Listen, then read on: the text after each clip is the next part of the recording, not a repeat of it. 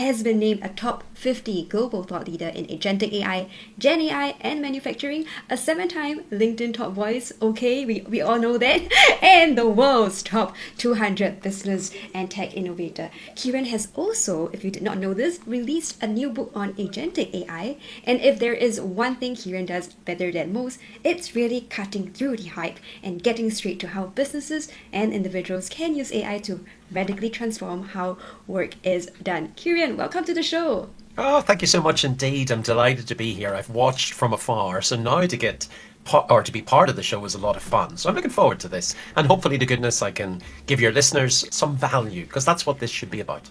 Definitely. So tell us, Kieran, I know you have been in the AI space for quite some time. Just tell us a bit more about your journey and how has that evolved over the years? Yeah, about 30 years, which is quite a long time when you think about it, but there's time to go. I can't imagine being in any other sector other than business technology because it changes all the time.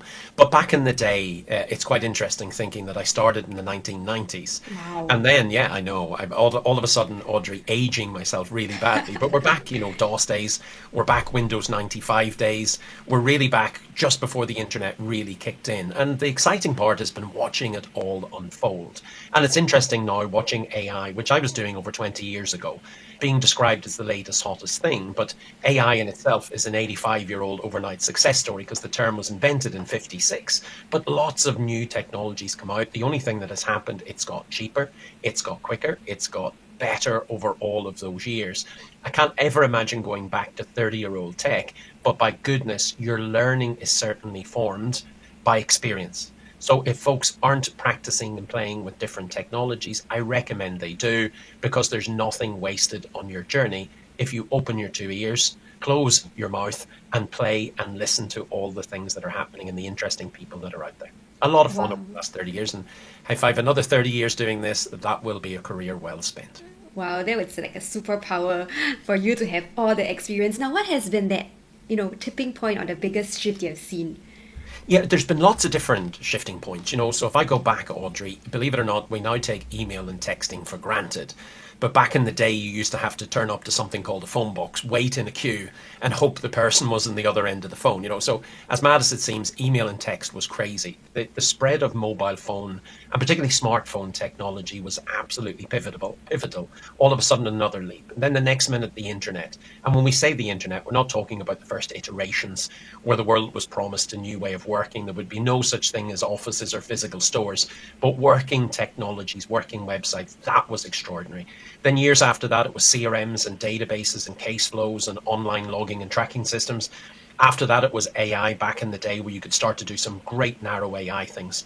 So I remember turning a business from a 30 million turnover to a 90 million turnover in only 3 years, all off the back of AI and great decision insight. Really, really powerful stuff. And then in recent years, it's been ChatGPT, it's been the metaverse, it's been blockchain, it's been artificial reality and virtual reality. So it hasn't been one thing. This is a journey where the ingredients of the cake have constantly changed. And the only thing that's actually happening, Audrey, is that the cake is getting more delicious by the time. The odd Wow. bump in the carpet, the odd mistake, the odd thing that was promised to us that never quite at the time realized its potential. But all technology matures over time and it finds its place. And ultimately, if it's of interest to you or I as consumers, and notice the great explosion of generative AI or the social media, it's when you or I start to use it at scale does the technology really explode. And all of those technologies have gone through pretty much the same transition, very academic or very niche, overinflated expectations of what they can do and overpromised because the marketeers jumped in on top and had to sell it. Yes, I know we're naughty, naughty, naughty. And then all of a sudden, people started to use the tech very often differently than the manufacturer first designed or described it. And then it adopted mass scale consumption. And again, as I said, things have gone better and better. Imagine not having ChatGPT or one of those variants today and hoping to come to work to get work done to the quality and the scale and the fun and the speed and the removal of what I described, the robot on me without that tech. I can't imagine living without it. And that's great technology. The same as my mobile phone, email, texting, WhatsApp, Audible, or anything else. It's now just part of our lives. And aren't they so much better for it? Assuming we are in control and not controlled by it, of course. Yes, and I love your cake analogy, right? I mean, it's so interesting and so fun that we get to have our cake and almost eat it now. You mentioned a couple of things. You mentioned a lot of big shifts. So some people talk about, Gen AI being like the dawn of the internet. And you also talked about, that whole journey that people are taking with the tech. Where are we now in that adoption of AI? Like, which stage are we in this new wave of things? Yeah, it's kind of a mix because we're all at different stages. So, whilst ChatGPT, and I'll use that as the example, but assume I mean Perplexity, Claude, or any of the tools at all. For some, they haven't even seen it yet. That's the extraordinary bit. I was looking at some statistics the other day that showed the number of American users, and you'll be surprised how many don't actually use yet. Then there's some of us who've been at this for 3 or 4 years, because most consumption or most knowledge happened around November 2020, November 22nd, 2023, Yes. when 3.5 came out. But 3 was out years before, 2 was out years before that. Transformer technology was, I think, 2019.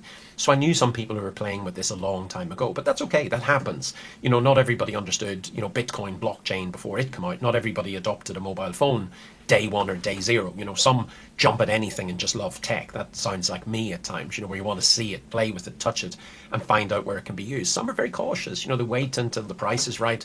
They wait until the technology's in a good space. They wait and they learn. Some are in the middle. They're watching those who jump and those who wait and wonder what to do. So Gen AI, when you look at the numbers of people using it and the scale that it reached in comparison to, say Instagram or Facebook, it has outstripped them. I think it was 100 million users in 3 months. And those numbers have grown and grown. I remember, 6, 8 months ago, I said, look, anybody who's involved in SEO or PPC, you better watch out because the number of people who are using these tools on a monthly basis is extraordinary. And people wrote back to me saying, no, you're exaggerating. You're a little bit crazy. And at that stage, it was maybe 300 million users. I think ChatGPT themselves thought it would be January the 1st, 2026 before they would get to 1 billion users. I guesstimated it would be a lot quicker and it would be September. And we were both wrong because it was last month. So if you have 1 billion monthly users of ChatGPT, and I haven't touched Google or Bing or Bard or whatever variation there is in the last 18 months, that's a heck of a lot of people who are now doing what I call generative engine optimization, or businesses need to do that to get found, compared to anything else. So again, we've overtipped the scale. The numbers who are using the technology is growing exponentially. I can't see that changing. And the reason is, now when I type in a question, or a prompt as it's known, all of a sudden I'm getting the rich answer that I always wanted, and I'm not getting a page full of ads, for want of a better phrase, and then I'm not having to hunt, and then I'm not having to dive through a lot of information. I'm not having to put it together myself. This technology is doing it for me, and that's useful. And the uses that I'm seeing, Audrey, I was talking to a chap yesterday who's a gardener, and what he's doing is taking pictures of the garden before on his mobile phone, typing in a prompt and showing a prospective customer what the garden could look like immediately. His competition are drawing on a computer-aided design screen. Someone else is doing interior house design. Someone else is now using, ChatGPT to do their monthly training and development plan. I was with a group of people on Monday.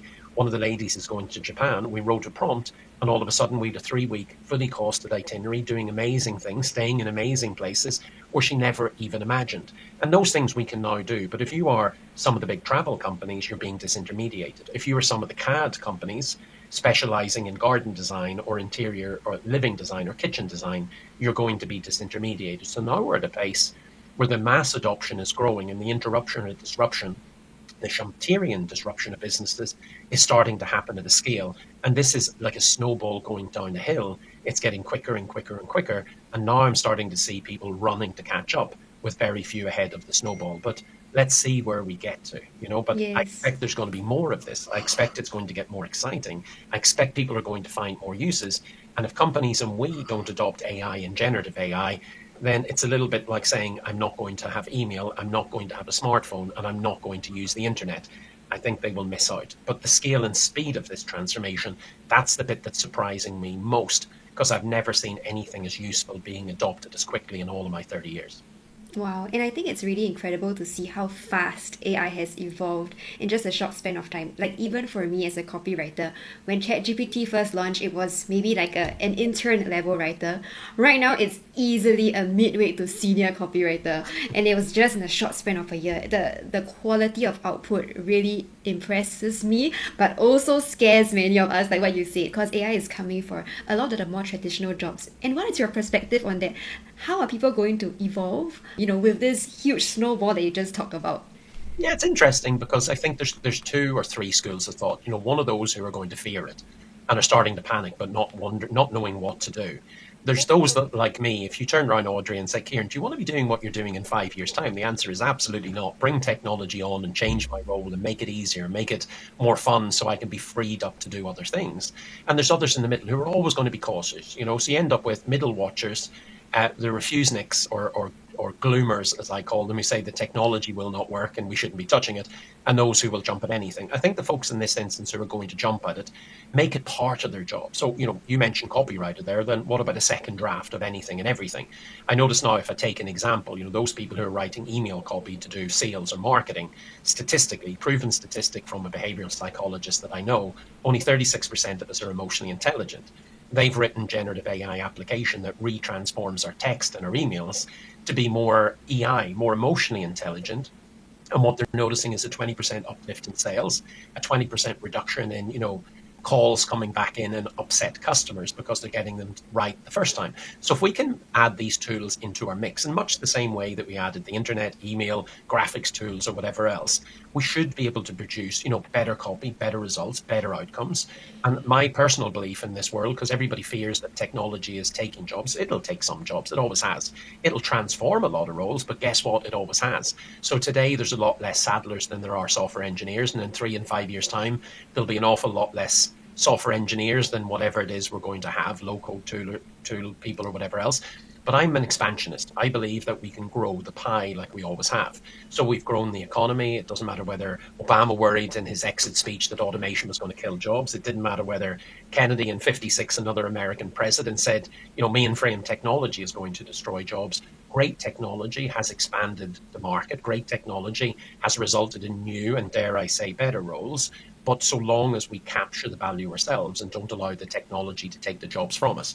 So I hope that my role grows. I hope that technology takes lots of the stuff that I'm doing. I hope I can add it to my skill mix to grow the pie, to do better work, to, encourage more people to buy things from me or allow them to achieve more. So bring it on, Audrey. Bring it on. Wow. And I love that mindset, right? Because you're taking it with this kind of like enthusiasm as well. Whereas people who might be on the other side of the fence might be a lot more cautious or more doomsday-ish. But I think AI is here to stay regardless of your mindset. So if we are going to embrace it, might as well embrace it with a smile. Now, Kieran, you also talk a bit about GEO, right? So generative, of course, being able to use AI to search for content, and SEO is no longer as relevant. This is a very new topic for many business owners and our listeners. Can you tell us a bit more about that and how people should start optimizing for generative engine optimization instead? Yeah, so let's break it down and explain what it is for people who don't know. So traditionally, people have adjusted their websites, adjusted the format of their content with different style headings, with website maps. They've done all of those things that they need to do to allow, for example, the Google search bot to happily index the website, find keyword density to allow it to put it back into its recommendation engine, so that when someone searches for, hairdresser in Belfast, then the bot should have done its job, indexed all of the websites that are around this area and presented back to those who are searching after the ads, unfortunately. Now, something that's highly relevant. And that's fine when we're using Google, which is the dominant search engine in Europe. All that works.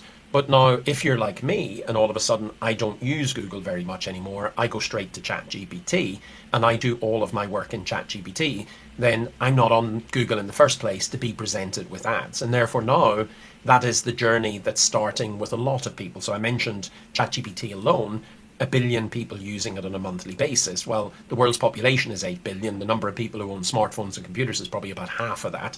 Therefore, up to 25% of people are thereabouts, maybe a little bit lower, are now following my lead or now following that methodology. Now, these same engines, for want of a better phrase, have their own bots. And their own bots are going around scouring the internet looking for information that they can put into their websites to present it back to users. So what you now have to do is adjust, and the technical name is your robot.txt file on your server, to welcome in the bots. Now you have to build the sites in a way that they search and index. So for longer articles, I would be doing, TLDRs to make the structure of the site, more available, as in addition to saying welcome. And I would build out the site that allows their bots to index. The bots index in different ways. If it's helpful afterwards, I'll share an article, not mine, by the way, it's just really useful, that I found on the internet, that talks about the technical aspects of building out your website to get found and presented on geo engines.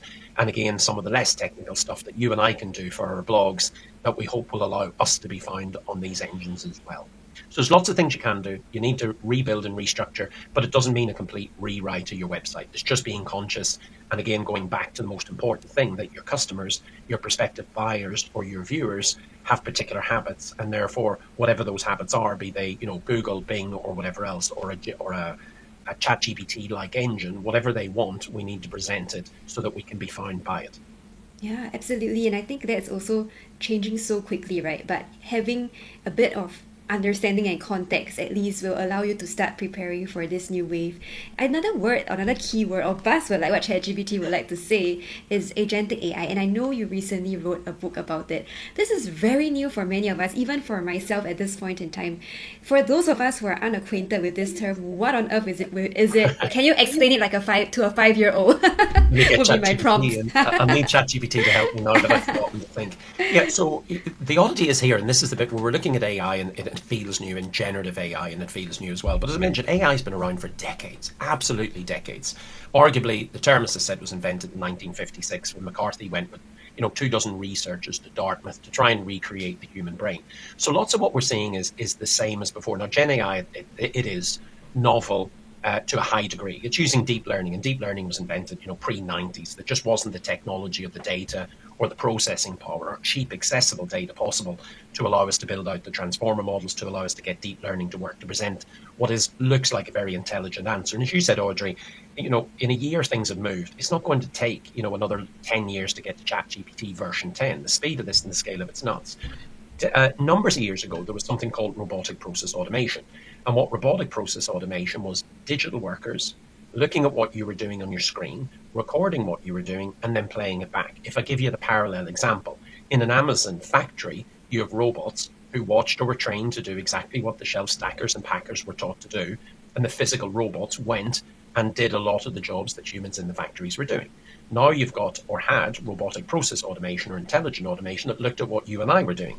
So they looked at what we were doing on our computer screen. So if we were in the finance department and someone sent in an invoice, what we would do is we would open up the invoice, we'd extract the data, we'd put it into an Excel sheet, we might update our finance system, we might update our CRM, we'll send them back an email saying, we got your invoice, don't worry, your money will be paid. That's a very repeatable, logical, sequential step. And intelligent automation or robotic process automation allowed you to scan documents, read computer screens, and update databases or CRM applications.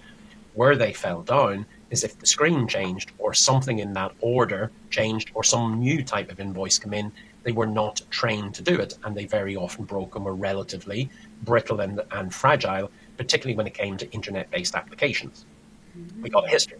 Now what you've got is a new version of digital workers, except the digital workers this time are sitting on top of generative AI models or engines. So if you can imagine, their training data is 1 trillion or a couple of trillion bits of data big. And now instead of having to explicitly get a PhD coder in to tell a digital worker what to do, now you just give it a mission. So you can basically start going on a browser, and OpenAI released this the other day. I start hunting around for holidays. My digital worker is observing what I'm doing. And then it says, okay, do you want me to go book the holiday? And it will go, if it's connected to your calendar, if it's connected to your bank account, which they're now opening up as connective tools or tissue in these applications, and it will go and book the holiday, book the hotel, book the flights, book the taxis, book you on day trips, and go and do all of these things for you. You've just given it the mission. And the likelihood of it breaking and failing is very little. Now, you may want your digital worker to come back and seek your authorization. Otherwise, you could find yourself, doing crocodile hunting when you never wanted to do crocodile hunting. But as digital workers, you give them a task or a mission, book me my holiday, or here's a whole sequence of emails. I want you to go through my email list. I want you to answer every single email. I want you to prioritize it. I want you to book my calendar out, write my meeting notes, and do a whole host of my work so that I can do really nice, more interesting and more valuable work on a daily basis. So think of it as Jarvis and the Jarvis that you always wanted. And now they're here, they've been here for a while, and they're going to get a lot cleverer. And this isn't just a software robot. So if you go to Belfast International Airport, your burger's going to be served by a digital worker that's a physical robot that's able to interact with you. If you start to go to some hotels in Singapore, they're attempting to introduce service robots that look at your face, remember you, help you get served, help you get brought into the building, and really start to greet you in a way that you wanted to be greeted, as opposed to a dumb terminal that allows you to check in and nothing else. So we've now, hopefully, got one or more Jarvises in our life to make us less robotic, allow the robots to do all of this hard but essential but boring work to free us up to do all the things that we ever wanted to do, we hope. Wow. And I'm so curious, right? It sounds so amazing right now, but in reality, with what OpenAI has released, with what you've seen, how good are these agentic AI so far? Yeah, really good. So, I was looking at a couple of low-code applications and a couple of agents over the last numbers of days, because as soon as this comes out, of course, I want to play with it. So I wrote very quickly in low-code. I'll not name the app because there's lots of them and you need to find the app that best suits you. All of a sudden, I have my email categorized, my email listed, my emails responded to, and all of them presented in my screen in front of me, where, no, I want to be a human in the loop. I don't want it doing it by itself at this stage. But I'm basically going, yeah, that looks about right as a response. Done, that looks right. So all I'm doing is clicking and pointing. I now don't need to build anything. I looked at an agent, I was playing with it to see if it could go and book my next trip and my next travel. And it did, bar one or two little mistakes. But we train people in our teams. That takes a moment or two to do that. And these agents are the same. What's the exciting bit, plus the scary bit, Audrey, is when I looked at Agentics and started writing my book 6, 8, 9 months ago, this was at the start of the curve. It was the technology sector like myself who started to see the usage of these particular tools and thought, wow, this is going to be amazing if the technology develops in time. And I'm thinking the technology is going to take, 18, 24 months to really get into a space where this is going to be valuable on a daily basis to you or I, not theoretical technology that might promise the world in a later date. And lo and behold, look what's happening now, months and months and months beforehand, while still not perfect. The speed and the scale at which these agentic bots are being developed and put to real use is extraordinary. So for us in the social media space, I've looked at what I call content flywheels, where now you've got agents, if you point them to the right sources, your competitors, particular websites, blogs or whatever else, can go out and scour all that information based on criteria that you have set, bring it back. Then you can have your copywriting agents rewriting the content for all of your social media platforms. You can have your agents building, agentic videos, so you can use digital workers recorded off your own screen and voice to create digital you that can be distributed as part of this content. And then you can have other agents, your ethicist, your ethical AI bot, your responsible AI bot, checking all of the content to make sure it's secure. It's not making anything up. It's not harming anyone. It's in your pitch and tone and voice. And then you can have another set of agents that can go out and distribute all this content across all of your social media platforms. And that's not difficult. If you're meeting a particular prospect or target company, I can get agents to go out, research the market, research each of the individuals that I'm going to meet, undertaking a full DISC or psychometric profile of them based on information on the internet.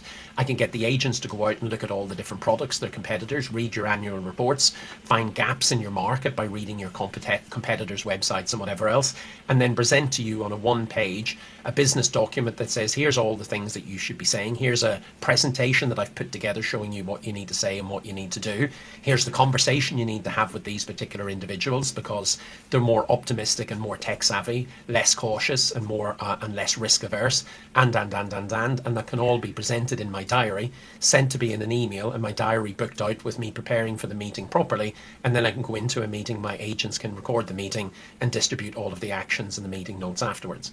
That's not tomorrow, that's today's technology. Wow. Super powerful. You also mentioned like your agents being, I see them almost like teammates with different functions, right? So how do they interact with each other? And can they at this point in time, and how does it work in a simple term? Yeah, it's interesting because what you're talking about there is as opposed to single tasks. So at the moment when people got ChatGPT, they typed one task prompt. There's rewrite my email, rewrite this article, find me some information on the internet. What you can do is put multiple agents together. And to your point, exactly that. Consider them as additional work colleagues.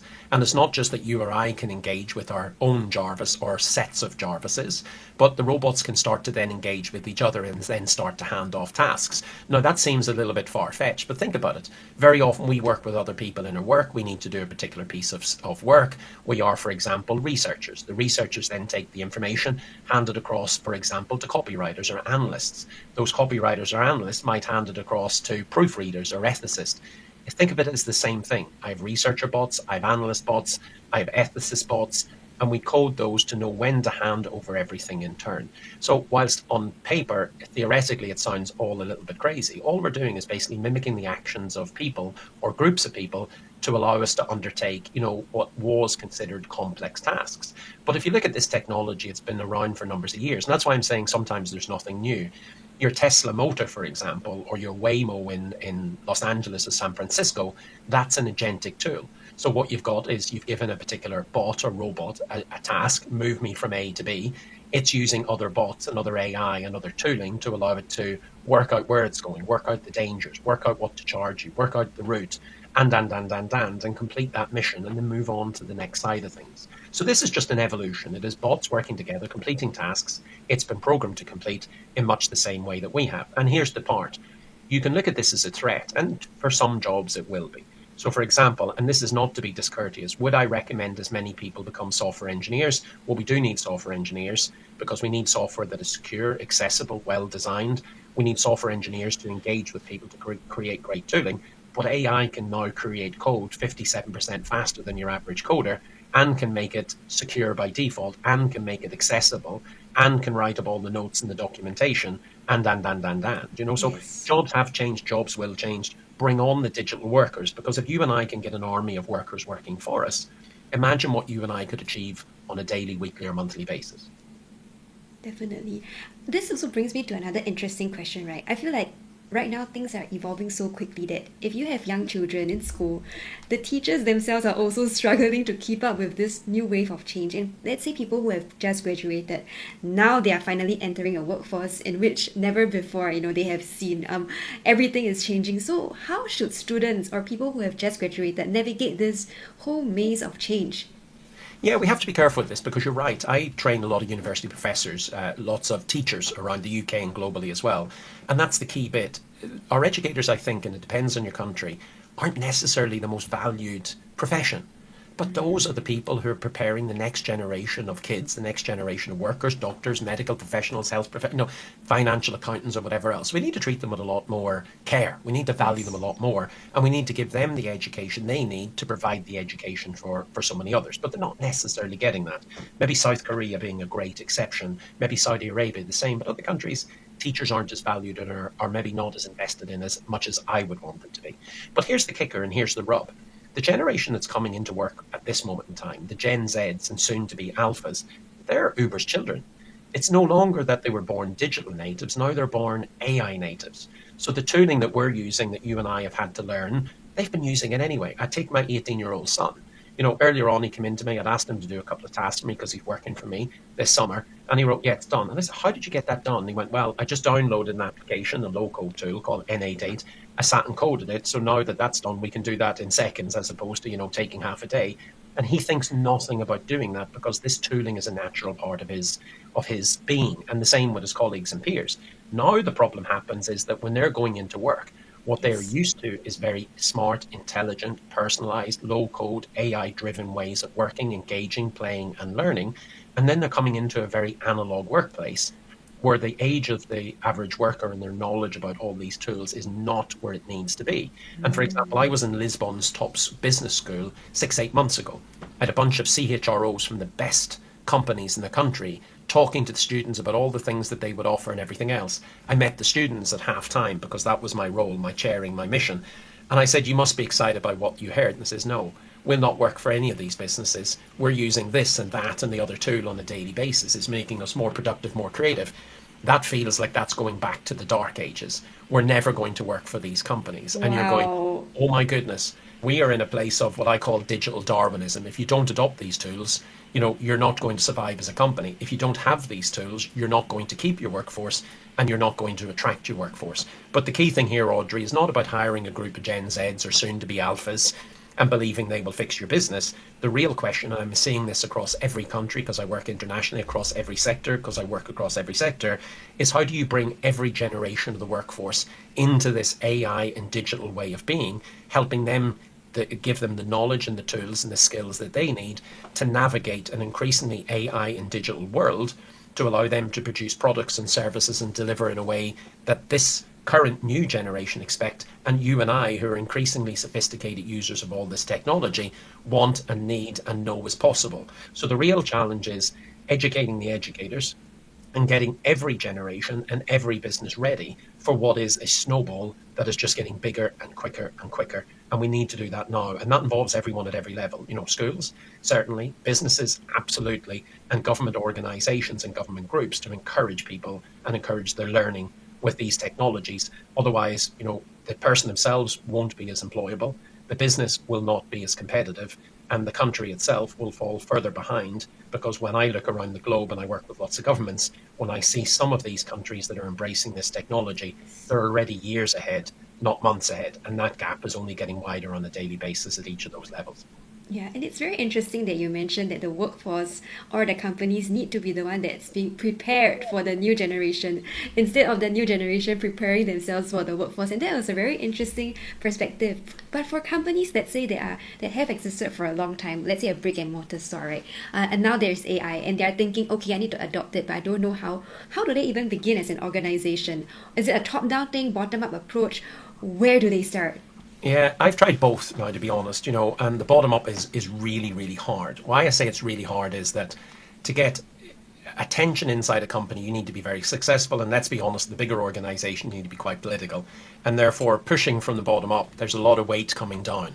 If this becomes a top 5 executive or board agenda item, which it should be, must be, needs to be, can't not be, then all of a sudden you've got the team that make the decisions, you've got the team that everybody is watching, you've got the team that can remove blocks and provide the funding to make this work. Yes. So top down, but I don't mean you're the chief financial officer, the CEO, and you throw it across to your IT team and say, look, I want you, IT manager, to digitally transform and make my business AI intelligent. It's not that. You need a business strategy, people strategy, and a digital strategy, which includes AI, combined together like a 3-legged stool, all working in sync to allow you to create a business that is intelligent and digitally driven, but of people at its core. And therefore, top down with budget and ownership, that is much more effective than anything else. And that starts with the education of the board and the executive team to understand the art of the possible, but also the art of the practical. And it involves everyone getting involved, because I've seen too many companies doing AI pilots. They call it proofs of concept. I call them proofs of cost. Yeah. And something that is never going to make it into the real world. And the danger is not only lost money, but wasted time when your competitors are moving beyond, and then the loss of faith of your staff. And by that, I mean, I know one company that did 223 GenAI pilots. They're a global company. When I asked the CTO how many of those are going to go live, she said none and smiled. And I went, my goodness. Now they're multi-billion, asked why, and says, look, nobody wants to get left behind. So everybody's trying everything, but nobody is doing the basics, which is, look, this is great technology, but if everything looks like if you have a hammer, everything looks like a nail, it doesn't mean it's right for every single moment. There needs to be a business case behind it. It needs to grow revenue, reduce operational cost, improve staff or customer experience, improve your operational risk stance, or something that is, P&L tangible. Yes. Otherwise, you're going to spend a lot of money and a lot of time doing stuff. And as interesting as stuff is, stuff always gets caught out and is never funded. This technology is really valuable. It does really work when it put into the right hands and used correctly. And that's not complicated, but you would be amazed at the number of people who get it wrong. And we're not talking about small companies. We're talking about big, small, medium, government, and everything else in between. So that education, direction, and business case piece at the top end, absolutely essential. Interesting. What kind of actionable or measurable results have you seen that your clients or the people around you have gathered because of the right use of AI? What is possible? Yeah, I'll give you an example, and let's go back 15 years, turning a very traditional insurance business that was based on inbound phone calls alone into something that was massively actionable, turning it from 30 million into 90 million by using AI and data analytics, boom, done. I look at companies and I look at individuals, even if they just use ChatGPT, all of a sudden they can get back 10 hours a week. 10 hours a week in time that they didn't have, and now they can invest that time. That's not just me seeing it. If you look at Harvard reviews, look at work that was done with Procter & Gamble by Ethan Mollick and colleagues, where they looked at pre and post, usage of any of these tools, and people were 30% more productive, 20 to 40% more innovative, and certainly more creative.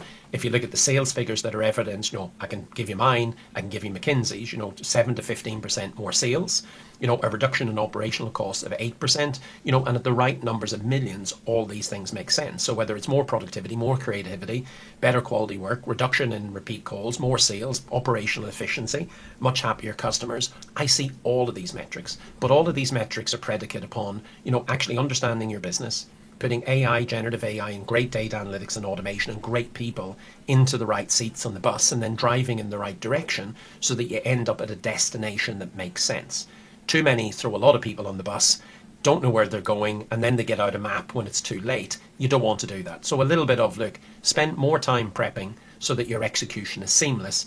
Don't jump and run and start hopping around the place and then trying to negotiate amongst too many people where you're going to go. It's never a fun journey when you don't have somewhere planned. It's much easier if the bus driver is putting you in a route where you know where you're going to go and the destination is well planned, well organized, and a heck of a lot of fun for everyone at the end of it.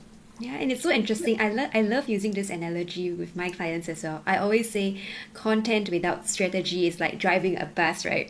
But you're not going in one direction, you're just going all over the place. And it seems like it's the same with AI, right? If you don't have that roadmap, you don't have that vision, you don't have that objective that you want to achieve, you're just going to be playing and experimenting and not seeing those results that you're looking for. So Kieran, maybe what is one final thing you can share with our audience? If there is one takeaway you want them to know, what would that be?